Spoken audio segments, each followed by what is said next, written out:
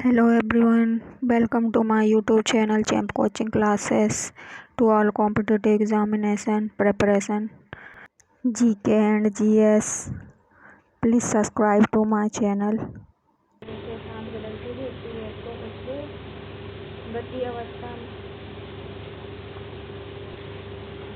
अवस्था में कही जाती है। जैसे चलती ट्रेन को जो बिजली पोल या पटरी के किनारे स्थित पेड़ के सापेक्ष अपनी स्थिति बदलती रहती है। समय के साथ स्थिर वस्तु के सापेक्ष स्थिति नहीं बदलने पर उसे विराम अवस्था कही जाती है। दूरी किसी समय अंतराल में तय किए गए मार्ग की संपूर्ण लंबाई को दूरी कहते हैं। यह एक अदिश राशि है। यह सदैव धनात्मक होती है। विस्थापन वस्तु की अंतिम स्थिति तथा प्रारंभिक स्थिति के बीच की न्यूनतम दूरी को विस्थापन कहते हैं। विस्थापन एक सदिश राशि है। इसमें परिमाण एवं दिशा दोनों होते हैं। विस्थापन का मान धनात्मक, ऋणात्मक या शून्य भी हो सकता है। चाल कोई वस्तु इकाई समय में जितनी दूरी तय करती है उसे उसकी चाल कहते हैं। चाल एक अदिश राशि है। इसका एसआई मात्रक मीटर प्रति सेकंड होता है। त्वरण किसी वस्तु के वेग परिवर्तन की दर को उस वस्तु का त्वरण कहते हैं। त्वरण का प्रायः अल्फा से सूचित किया जाता है। इसका एसआई मात्रक मीटर प्रति सेकंड होता है। यदि वस्तु एक वेग से बराबर समयांतरालों में बराबर परिवर्तन हो रहा है तो उसका त्वरण एकमात्र कहलाता है।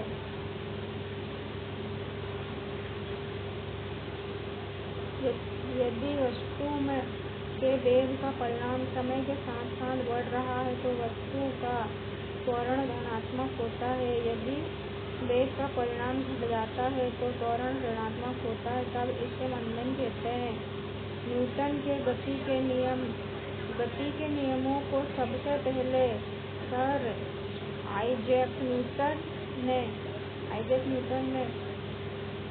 1687 में अपनी पुस्तक प्रिंसिपिया में प्रतिपादित किया है। इसलिए इस वैज्ञानिक के सम्मान में इन नियमों को न्यूटन की गति के नियम कहते हैं। न्यूटन के गति विषयक नियम निम्न हैं।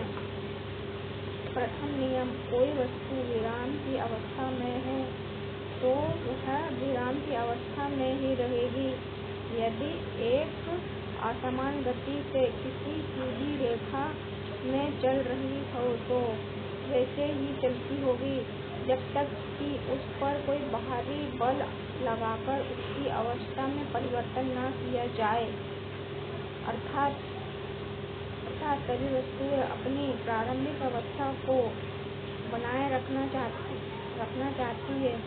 वस्तुओं की प्रारंभिक अवस्था विराम या गति में स्वतः परिवर्तन नहीं होने की प्रवृत्ति को जड़त्व कहते हैं। इसलिए न्यूटन के प्रथम नियम को जड़त्व का नियम भी कहते हैं।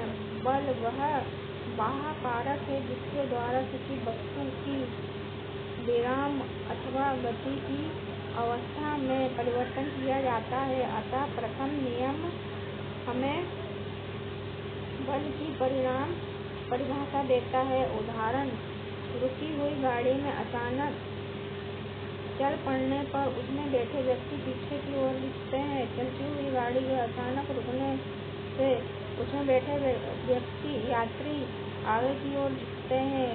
गोली मारने से कांच में गोलछेद हो जाता है परंतु पत्थर मारने पर 6 कांच टुकड़े हो जाते हैं। हथौड़ा को हत्थे से कसने के लिए हत्थे को जमीन पर मारते हैं। को हाथ से पटककर, डंडे से पीटकर या धूल से कण धड़ाकर गिर जाते हैं।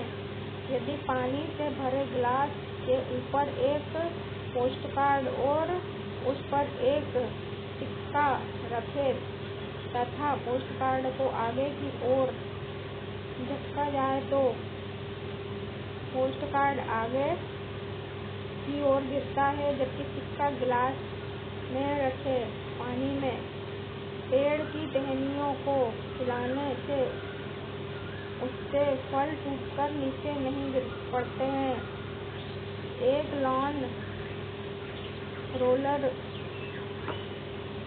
को गति में लाने